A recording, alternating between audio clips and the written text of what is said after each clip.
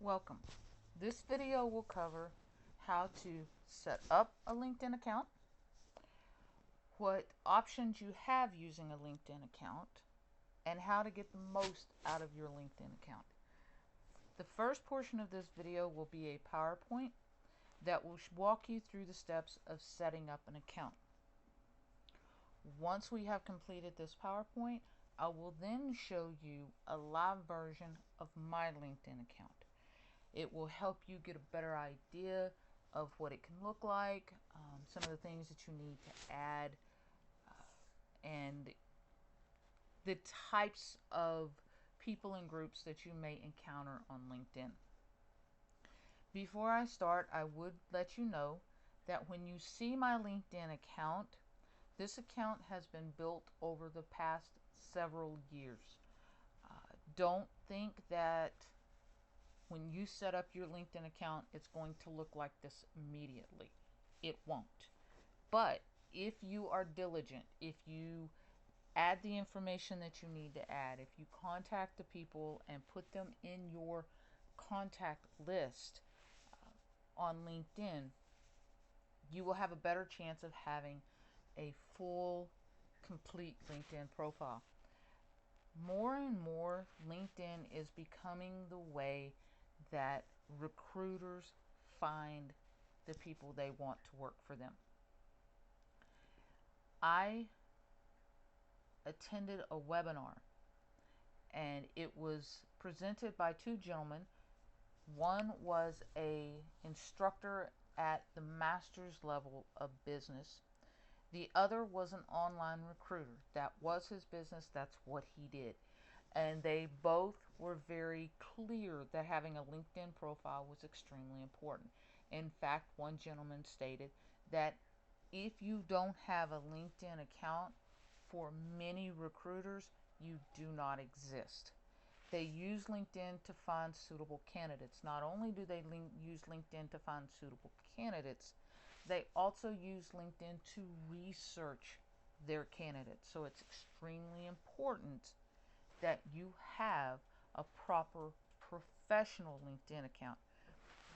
LinkedIn is not Facebook. We will go into this more when I start talking about the things that you will add to your profile. But make sure you understand this. It is not Facebook. You do not put personal, private information on LinkedIn. But first, let's get on with setting up a LinkedIn account. The first thing you will do is go to linkedin.com.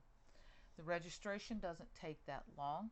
It's definitely something that you want to do uh, when you begin your professional career. The PowerPoint that I'm showing you, the LinkedIn page will look a little bit different simply because it is updated. But the basic information is still the same. You will fill out your name, your email address, and your password. When you click join now, it will tell you that an email has been sent to the email address you listed. You have to go to this email address and confirm it before your LinkedIn account will be completed. Once you get your email account and the email has been verified, now you can do things like add your profile. I'm going to go through this fairly quickly because you'll understand what it looks like better on the actual live account. You will edit your qualifications. All this means is adding your information. Many people will use a copy of their resume as a template for their LinkedIn. One thing to remember though is you can be even more detailed on LinkedIn than you can on a traditional resume, because most of the time on a traditional resume you only have one page, possibly two at the most, to work with. With LinkedIn, you've got a lot more room and you can get more detailed on what your qualifications are. This is another reason that recruiters will use LinkedIn. You'll add a summary. I'll show you what a summary looks like. Um, it can be longer than what is shown here on the page. What a summary is to give them a snapshot of who you are and what your qualifications are. Think of it as a 21st century cover letter. The only difference being that you are writing a summary that could apply to anyone rather than just one single company. You can add skills and endorsements, and I will show you that on the live website as well. And then you can add connections. You can do it a couple of different ways. You can either add it through a email address. It can be personal or it can be your professional email address. If you set up an email address just for your professional life, it will definitely be better to use that email address. You don't really need a whole lot of your friends on your LinkedIn profile. It is for your business life, not necessarily your personal life. You can then add websites, such as if you have a YouTube page, a professional page for YouTube, or if you've created a website, if you are a graphic artist and you have examples of that type of work, you can put that on there. Now, we are going to go to the live website. What you see here is my personal profile page. I'm on the home screen. I'll click on that so you can see it. It will tell you you can share an update just like you would if you were on Facebook, but any update that you put on LinkedIn, you want it to be professional. That means if you have read an article pertaining to your industry that you want to share, that type of thing. You can upload a photo. You can publish a post if you have, say, a blog. You always want to have a profile photo, and we'll talk about this more when I get to the profile. But it needs to be professional. It also needs to be only you. The things that it will tell you on the home page is different companies that may be hiring, if they hired from a previous employer of yours or previous school. Any groups that you belong to will kind of show up. Their post will show up here. If you have any, if your connections have done any activity, such as connecting to new people, or if they posted an update, that will show here. And then jobs, it will also show jobs that you're interested in. Each one of these are a tab up at the top we'll talk about more. Basically, the home page is like your timeline in Facebook, but for your professional life. We're going to go to profile, and this is where we will spend the majority of our time in this video. Your profile, you have your name, you have a headline, then it allows you to choose your location and what industry you may be currently working in. And all you have to do, if you see on all of these, the little pencil, this allows you to edit everything. It will automatically pull from the information that you type down at the bottom, particularly the headline. The headline most of the time will default to whatever your current job title is. You are highly encouraged to change this, to put some of your most marketable skills. For example, I have experienced admin assistant, excellent communicator, proficient in Microsoft Office, and I'm telling them I'm seeking a position in the Houston, Texas area. The reason you want to put this and have your most marketable skills is because if someone is looking, the only thing they usually see is your picture, your name, and your headline. They won't see anything else unless they click on your name to take them to your profile. So you need something that catches their eye. You can scroll down here and it will allow you, there is a summary that you can write that will allow you to go a little more in depth with your skills. My particular summary is a little longer, but I want to allow people to see what I can do. I will show you what this looks like when we look at it as someone who is looking at my profile and not me. Now I have my experience. I have all of my experience Right now, I'm an adjunct professor at Trumbull Business College in Warren, Ohio. I teach online classes. So I have the information that I've done there. And I also have added a few of my reference letters that I received from my program chair and also my director of online education. And then the next information is just the jobs that I've held in the past. Now, if you notice on Trumbull Business College, it says I have 4 recommendations. This is not letters. This is actual recommendations that your contacts can do through LinkedIn. I have also included some of my PowerPoints that I've created for my workshops and also for the reference letter that I received from the campus administrator, who was my direct supervisor there. And then the rest of my job information. One of the nice things that you can do, as you've seen, is you can attach documents to a particular job. It allows you to be able to get even more information about your work history. As you can see, if you don't have anything included, you've got add media down here, this add media bar, and it's documents, photos, links, videos, or presentation. But if you've already added something, you see that that little bar goes away. The other way you can add information is if you hover your mouse right over this experience section, you can go add another position, click to add a video, image, document, or presentation, or you can even rearrange your profile sections. In this case, if I wanted to add more information or a document, maybe another letter, if I click on this, now it asks me to add what position I want to add it on. Say I wanted to add it for payroll, my payroll, billing, and field support coordinator at Simon Roofing. And now I can either put a URL here if I have another website that it's hosted on, or I can upload a file. It's very simple, and it's definitely something you want to do.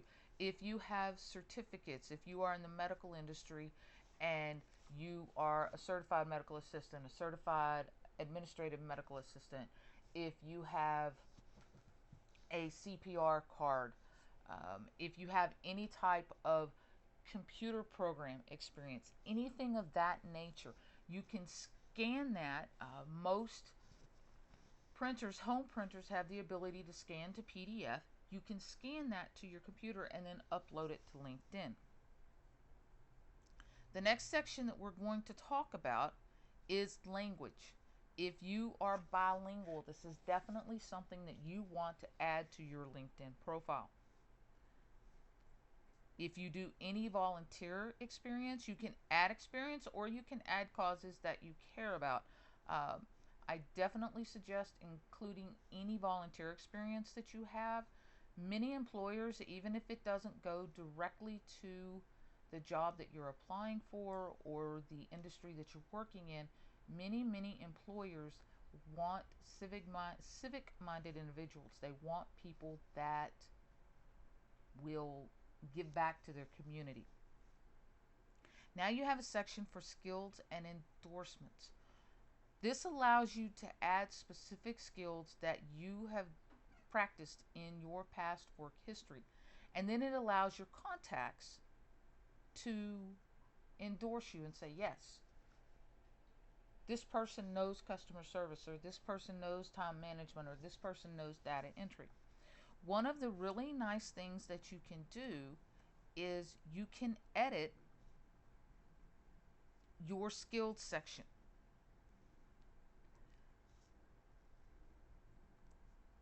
You can add a skill right here. You are allowed about 50, so it tells me that I can still add 21 more. Or I can drag to reorder. If I wanted my first thing to be seen as Microsoft Office, I can pull it right up here and it'll show Microsoft Office. And then if I click to save, now you'll see that Microsoft Office is up at the very top.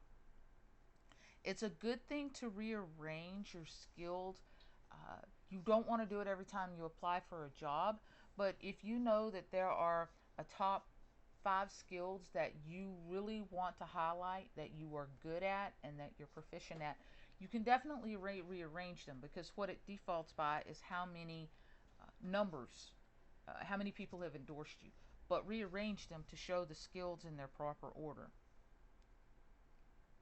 Now you can show your education. As you can see, I've got my bachelor's degree first. I got that in 2011. I have a couple of associate degrees that I got in 2008.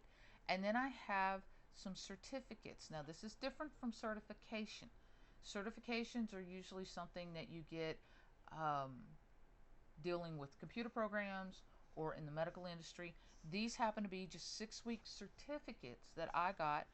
In this case, all of them were about social media. I took them when I was working at Trimble Business College because part of my job was social media manager.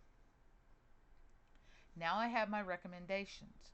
As you can see, I've got 4 recommendations from Trimble Business College in my position as Career Services Administrative Support Specialist. I also have a recommendation from one of my classmates at DeVry University. He was actually a teammate at the in my senior project class. If I click see more, now I have a few other people. I have Rayanne Sprague, who I was a student at the time, and also Kim Straniak. I had worked at Trimble Business College in 2009 in a very short-term position. It was a temporary position. And so I asked her for a recommendation for that position as well. As you can see, she gave it to me in 2011. Now, I have my groups that I belong to.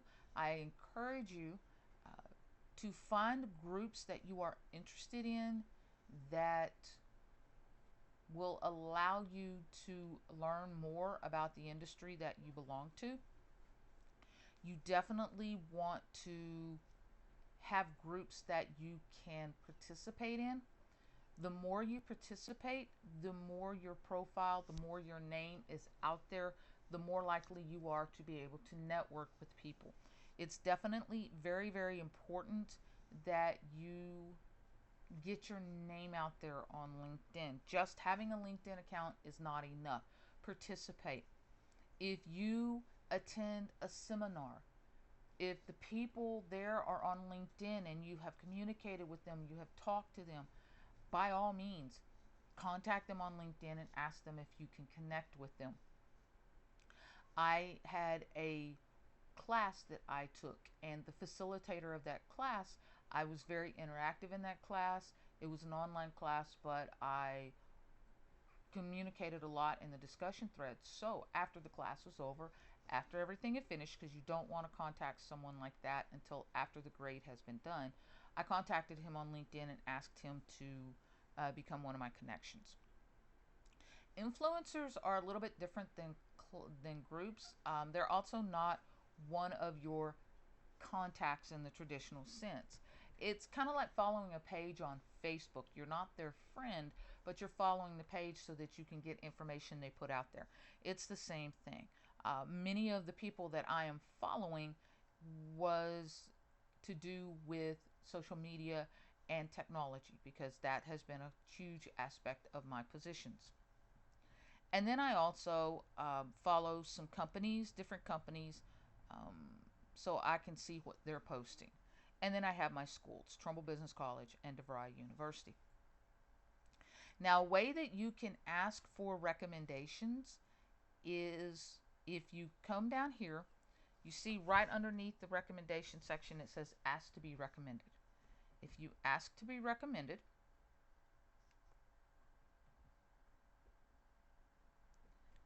now it will ask you, what do you choose to be recommended for?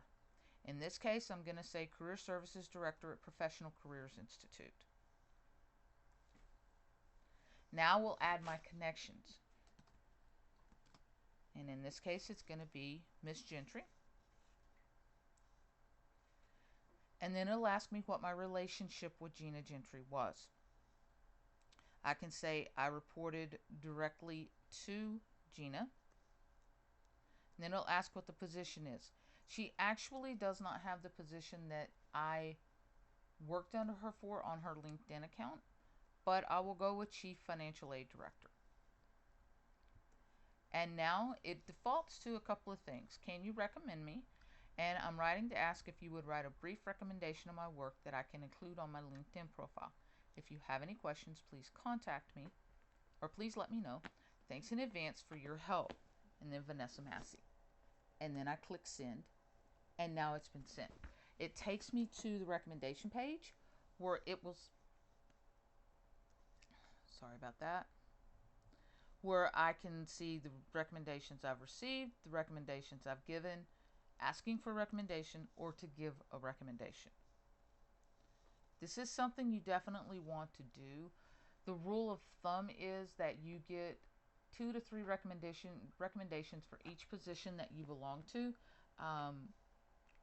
Unfortunately, if you are starting out fairly new, unless you've only worked at 1 or 2 positions, that may be a little more difficult to get. It's a little easier to get recommendations from positions that either you're currently at or you haven't been gone from that long. It's also hard sometimes to find the people that you want to connect to from those companies. Now we're going to go back to profile. And as you can see, you can add different things. You can add a section. You can add volunteering experience. If you have volunteer opportunities, say you work somewhere that needs volunteers, you can also add that as well. In addition, it also gives you your profile strength, because I've been working on my profile for quite some time. My strength is actually pretty strong. You probably will not have that strong of a profile at the very beginning. If you see the photo, if you notice, it's a fairly professional looking photo. Has a general background. You want to make sure you're not using a photo where you're at a party. You want to make sure that you're using just you in the photo. You don't want people to have to guess which one it is. I know many people don't like to have their photo taken, and I do understand that, but it is really important that you have a photo. It has been shown that profiles who have a photo are more likely to get at least more profile views. Now, you see this information right here that says contact info. You can add your email address, your phone, your street address, or your instant messaging name. You can also, this is only visible to your connections. This section visible to everyone is your Twitter, if you have a web chat, if you have a website. Again, with Twitter, if it is your personal Twitter that you do not use in a more professional manner, do not include it on LinkedIn. Everything on LinkedIn should be professional. Now, this is your public profile. This is what people can see. You also have the ability to edit your public profile URL. When you first do your URL, it's going to give you a lot of what I call gobbledygook, which is letters, numbers, symbols, things that people can't type easily.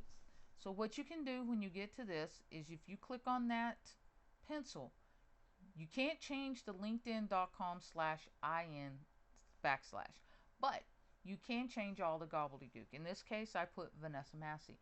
Now, if you have a more common name, you may have to put maybe your first name, middle initial, last name. You may have to play with it a little, but you want it to be something that's fairly easy to remember and fairly easy to type. Now you can also customize your public profile, basically what people see. You can make your public profile visible to no one, but quite frankly on LinkedIn that defeats the purpose. I am definitely all for locking down personal information or profile information if you're on Facebook. Um, or if you have a personal Twitter account, or if you have a personal Pinterest account. But with LinkedIn, the whole point is to get people to see you. So if you make it visible to no one, kind of like I said, kind of defeats the purpose of having it. Now, if you say make my public profile visible to everyone, now you get to choose what you want to include. In this case, I pretty much included everything because I want them to see everything. But maybe you don't want them to see the details of your information. If you look now, it doesn't really show a whole lot. If I click save, well, it shouldn't be saved. All of them should look about like this. Um, but generally, oh, actually, and past positions. See, if you see now, it only shows the name and when I worked there and what my title was, but it didn't show details. But I want people to see details. I want people to see everything I did. You can show languages, like I said, basically, I include everything. So we're going to click save. And then you see this is pretty much what someone who's looking at my profile sees. They see my groups. They may not see who I am following as far as influencers or that type of thing. Now, we're going to talk about connections. As I said, profile is a majority of what we're talking about, but I also want to talk about connections. If I click on the connections tab, it will show me all of my connections. I can filter by company, by tag, by location, by title, by source. It will also tell me if people are having, for example, one of my connections is having a work anniversary. It will also give me possible connections of people I may know. I can even see more. What this is basically the connections of your connections. So you're not going to want to connect with everyone. You can see all of your connections. You can see what they're currently doing. Basically, the customer service representative, Jefferson, Ohio. That's what people see if they look for your name, but they don't. That's pretty much what it will come up like. You can add connections by email, Outlook, Yahoo Mail, Hotmail, AOL. It will default to the email address that you are using for your LinkedIn.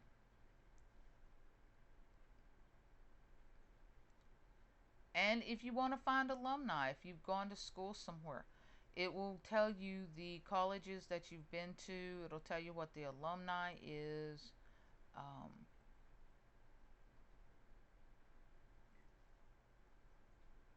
And you also have a LinkedIn for education. You can also change university. I can do Trumbull Business College. And you can't see it right now. Let me pull this down a little bit, and you'll see that was my other college. So now it tells me kind of where they're all working, what their positions are, and then it gives me examples and suggestions for people that I may have gone to school with. Now we're going to go to jobs. Most people don't know, but you can actually look for a job on LinkedIn. You can save positions. If you look, I have got several positions saved on LinkedIn. You can save them, you can unsave them. You can look at saved job searches. I don't have any, but you can. If I've applied anywhere, it tells me that as well. It will tell me jobs that I may be interested in. Because what you do is you can set preferences for your location. As you can see, my location is Cypress and Houston. You can enter more than one. My company size, if I want to work for a small one or a medium one. In this case, I don't really care, but if you only wanted to work for a small company, you could do 200 employees. Don't want to work for anybody smaller than or bigger than that. And you also can search, you can specify industry. Um, I have got several industries. You scroll down. They're pretty broad industries, so you're not going to get specifics real close. But then once you set all that up, it says we've saved your preferences and you can return here to update them. You click close. Now it's telling me jobs that I might be interested in. Inline inspector parts in Houston. Um, Different positions that I might be interested in applying for. And it'll show me even more jobs. I can also look and see jobs that are in my network. Cincy Inc. is for 3 jobs. That means that someone in my network is selling Cincy. Duramax Marine, Fairfax County Public Library. These things, it's all about where your contacts and where your network is working, and it'll tell you some jobs. This is a really good thing to have because you may be able to contact one of your contacts and get an introduction, or just find out more about the position.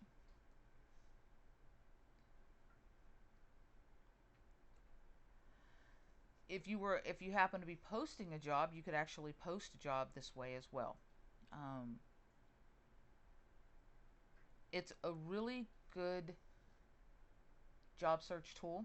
One of the nice things about LinkedIn is, as far as I have been able to tell, there are no blind ads on LinkedIn. The company has to post who it is when it posts a job. So this is very good if you are trying to write cover letters or you're trying to do more research on the job. You won't have to worry about a blind ad like you would on Indeed.com or Monster.com or any of those places. You will always know the company name, as far as I have been able to tell. And the last section is interests. You can do companies, groups, Pulse, which takes you to the people that you may be following, education, and SlideShare. I have a SlideShare. It automatically creates a SlideShare account for me because I uploaded some uh, PowerPoint presentations.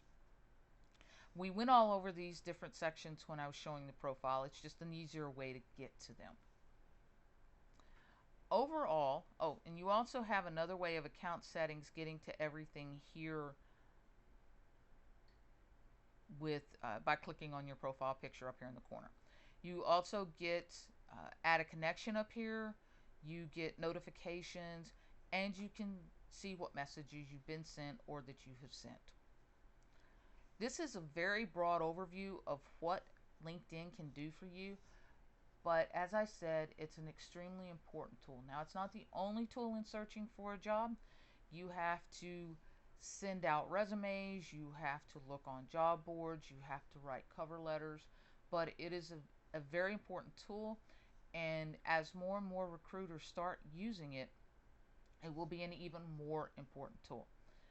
Uh, if you have any questions, please feel free to let me know. I will include my email address in the uh, comment section of this video. I hope you find it informative and have a good day.